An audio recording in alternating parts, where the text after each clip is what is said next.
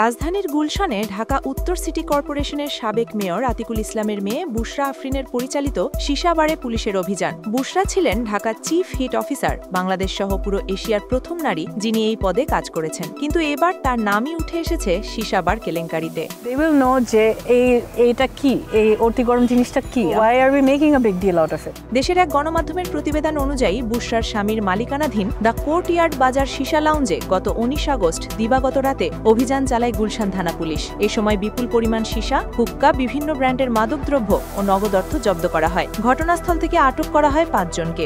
গুলশান থানার ওসি হাফিজুর রহমান গণমাধ্যমকে জানান, প্রায় 4 কেজি সীসা ও একাধিক হুক্কা বার সেটআপ উদ্ধার করা হয়েছে। জায়গাটি মূলত কেটারিং ব্যবসার জন্য ভাড়া নেওয়া হয়েছিল, কিন্তু অনুমোদন ছাড়া সেখানে রেস্টুরেন্ট ও সীসা বার চালানো হচ্ছিল। এই ঘটনায় বুশরার স্বামী জাওয়াদ, পরিচালিকা আফরোজা বিনতে এনায়েত সহ 17 জনের বিরুদ্ধে মামলা করা হয়েছে।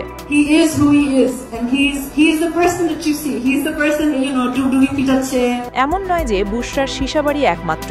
গুলশান বনানীর অভিজাত এলাকায় দীর্ঘদিন ধরে প্রভাবশালী মহলের ছত্রছায়ায় চলেছে একের পর এক সীসা লাউঞ্জ। বনানীর সেলসিয়াস ও এক্সোটিক নামের সীসাবারগুলো আওয়ামী লীগ আমলে রীতিমতো পুলিশ প্রহরায় চালু ছিল, আর এর নেপথ্যে ছিলেন পলাতক চিকিৎসক আসিফ মোহাম্মদ নূর। Are we prepared? Does the city have the capacity to deal with this extreme heat? And we really need to create a platform where they can have their stakeholders. It is their future we're talking about. সরকার পরিবর্তনের পর অনেক সীসাবার বন্ধ হলেও এখন ফের প্রভাবশালী ব্যক্তিদের তদবিরে খুলে দেওয়ার চেষ্টা চলছে। সূত্র বলছে এর সঙ্গে যুক্ত হয়েছেন কিছু রাজনীতিক, প্রভাবশালী ব্যবসায়ী, এমনকি কিছু অসাধু কর্মকর্তা ও আইনজীবীও। আমি কি চেকটা ইউজ করতে পারি?